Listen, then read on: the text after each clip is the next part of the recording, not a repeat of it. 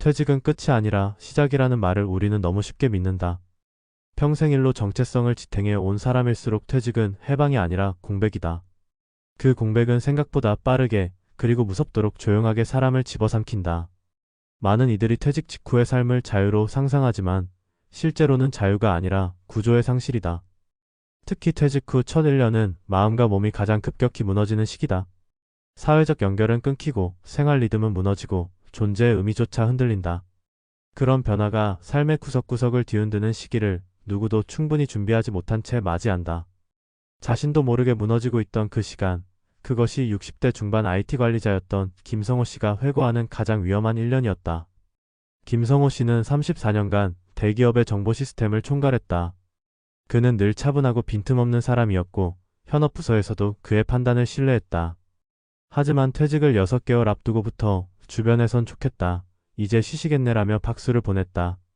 김 씨는 말없이 웃으며 퇴직 준비를 했다. 통장을 정리하고 노후 연금 흐름을 재점검했고 아내와 함께 제주로 짧은 여행도 다녀왔다. 자신은 준비된 은퇴자라고 믿었다. 하지만 퇴직 후 3개월이 지나자 하루가 달라졌다. 아침에 일어나는 시간이 늦어졌고 점점 식사가 귀찮아졌다. 아내와 나눈 대화는 날이 갈수록 단절됐다. 무엇보다 심각했던 것은 하루가 아무 일도 없이 흘러가는 데서 오는 죄책감과 무기력감이었다.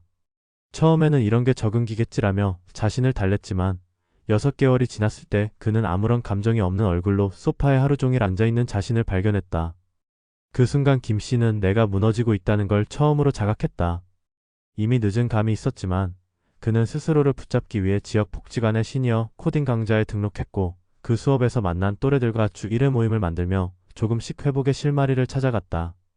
두 번째 사례는 63세에 퇴직한 전직 금융회사 차장이자 성실한 가장이었던 장영숙 씨의 이야기다. 그녀는 퇴직 후 곧장 손주 돌봄에 투입됐다. 딸의 맞벌이를 돕는 건 당연하다고 생각했고 처음엔 손주의 웃음이 모든 보상처럼 느껴졌다. 하지만 시간이 흐르며 피로는 누적됐다. 어깨는 늘 결렸고 무릎도 시큰거렸다. 무엇보다 감정적으로 지쳤다. 자신이 엄마였을 때보다 더 많은 희생을 요구받는 느낌이 들었다. 하루 종일 집안일과 육아에 지쳐 누우면 난 지금 누구를 위해 살고 있나 하는 생각이 밀려왔다. 그녀는 점점 사람을 피하게 되었고 사회와도 거리를 두기 시작했다.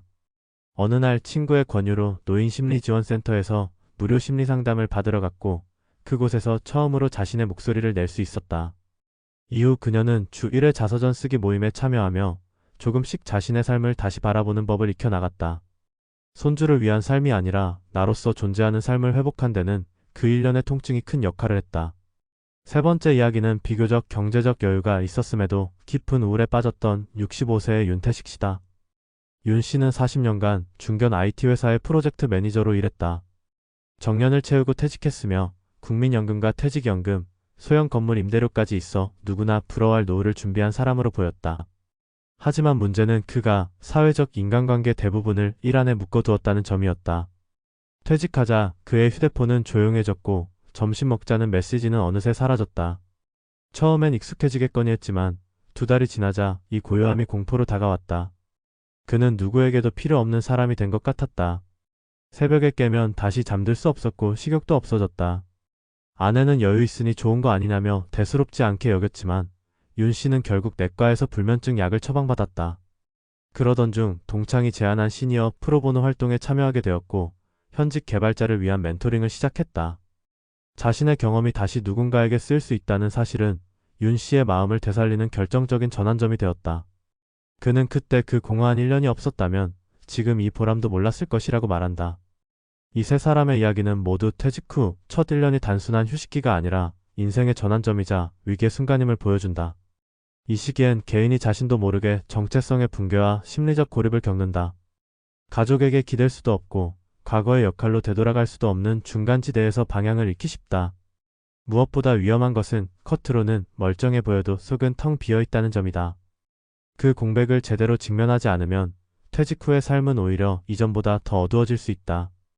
따라서 우리는 퇴직 준비를 연금이나 재무 설계에만 머물러서는 안 된다. 진짜 중요한 건 그 1년을 어떻게 버티고 건너느냐에 달려있다. 아무 일도 일어나지 않는 하루를 반복하며 자신이 사라지는 기분을 겪는 그 시간, 누군가는 조용히 무너지기도 하고 또 누군가는 힘겹게 다시 일어선다. 그 차이를 가르는 것은 돈도 체력도 아닌 새로운 구조와 연결을 스스로 만들어가는 의지다. 퇴직은 분명 하나의 마침표지만 그 마침표 다음에 어떤 문장을 시작할지는 준비된 사람에게만 열리는 기회다. 지금 그 1년을 건너는 누군가에게 가장 필요한 건 자신이 사라지지 않도록 스스로를 붙드는 작은 습관, 누군가와 나누는 따뜻한 말, 그리고 아무도 알아주지 않아도 나의 하루를 인정하는 마음이다. 그것이 바로 가장 위험한 그 시기를 살아내는 첫걸음이 된다. 퇴직 후 첫 1년이 가장 위험하다는 말은 단지 상징적인 경고가 아니다. 이는 실제 통계와 심리 연구, 현장에서 쏟아지는 은퇴자들의 체감 고백이 뒷받침하는 구체적이고 현실적인 경계선이다. 많은 이들이 퇴직을 앞두고 재정과 건강, 가족과의 관계를 중심으로 계획을 세우지만 정작 가장 중요하게 준비해야 할 것은 삶의 구조가 무너지는 데서 오는 심리적 충격이다. 직장은 단순한 생계의 공간을 넘어 삶의 리듬과 소속감, 정체성을 제공하는 무형의 틀이다. 출근과 회의, 책임과 역할, 사람과의 마찰과 협력, 크고 작은 긴장 속에서 우리는 자신을 구성해왔다. 그런데 그 구조가 갑작스레 사라지는 순간 많은 이들이 방향 감각을 잃는다. 가장 먼저 무너지는 건 시간 감각이다. 매일 일정한 시간에 일어나고 준비하고 출근하고 일과를 마치고 귀가하는 루틴은 의외로 강력한 심리 안정장치다. 그러나 퇴직과 동시에 그 장치는 해제되고 시간은 흘러가는 것이 아니라 멈춰있는 것처럼 느껴진다.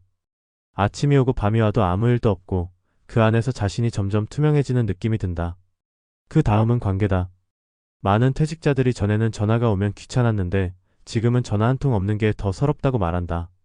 직장이라는 시스템 안에서 자연스럽게 이어지던 인간관계는 퇴직과 함께 급속도로 희미해진다. 오랜 동료들도 연락이 끊기고 동창이나 친척들도 여전히 바쁘고 가족은 오히려 함께 있는 시간이 많아질수록 갈등이 커진다. 그렇게 인간관계의 결속선이 끊기며 마음속 공허가 깊어진다. 마지막으로 가장 치명적인 변화는 자존감의 침식이다. 평생 누군가에게 필요한 사람이었다는 경험은 자존감을 지탱하는 핵심 요소다. 하지만 퇴직 후 그 필요가 사라졌다는 느낌은 자신이 무가치하다는 왜곡된 인식을 만든다. 이는 곧 무기력과 우울로 이어지고 극단적인 경우에는 건강 악화나 심리적 붕괴로까지 발전한다. 그럼에도 불구하고 우리 사회는 여전히 퇴직을 수고했으니 이제 쉬는 시간이라는 단순한 휴식의 프레임으로 바라본다. 그러나 현실은 다르다. 쉬고 싶은 게 아니라 버텨야 하는 시간이고 여유가 아니라 방치에 가까운 고립이다. 그리고 이 시간을 제대로 건너기 위해선 몇 가지 전환적 사고와 구체적인 실천이 반드시 필요하다.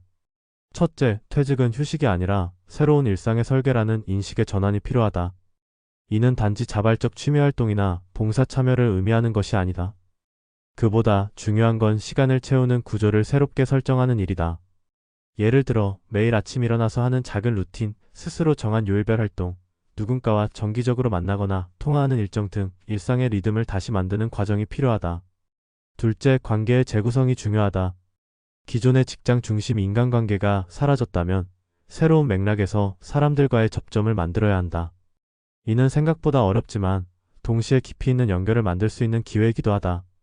지역의 복지관, 취미 모임, 온라인 커뮤니티, 작은 톡서 모임 같은 곳에서의 새로운 만남은 단순한 침묵을 넘어 정서적 지지망을 만든다. 타인과 나누는 소소한 대화와 감정의 흐름은 고립의 뿌리를 끊는 가장 강력한 도구다. 셋째, 존재의 재정의가 필요하다.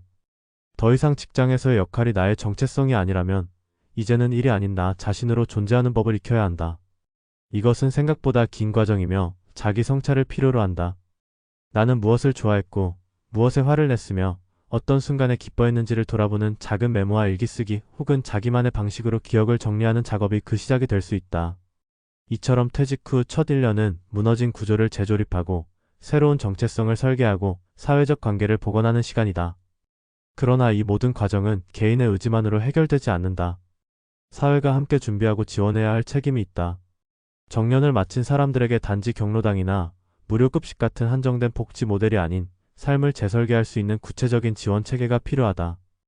예컨대 퇴직자를 위한 전환기 상담, 중장년층의 심리치유 프로그램, 자발적 재능 기부 플랫폼, 퇴직자가 멘토링 시스템 등이 실제적인 대안이 될 수 있다.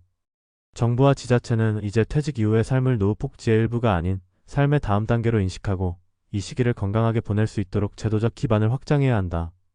또한 기업 역시 퇴직자를 위한 사회적 역할을 고민해야 한다.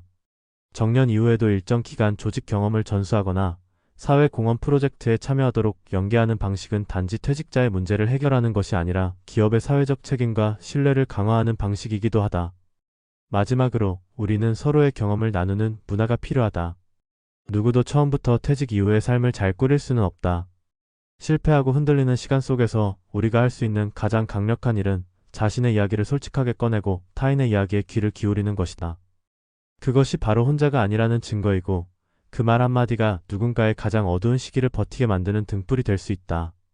그러니 퇴직 후의 1년을 단지 고통의 시간이 아닌 새로운 성장을 위한 필수적 통과 의례로 받아들여야 한다. 그 시간을 무사히 지나온 이들의 경험은 다음 퇴직자에게 가장 소중한 이정표가 된다. 결국 인생의 마침표는 어느 날 갑자기 찍히는 것이 아니라 새로운 문장을 위한 쉼표일 뿐이라는 걸 우리 모두가 기억해야 한다. 그리고 그 문장을 어떻게 다시 써내려갈지는 그 누구도 아닌 오늘 하루를 용기 있게 살아내는 우리 자신의 손에 달려 있다.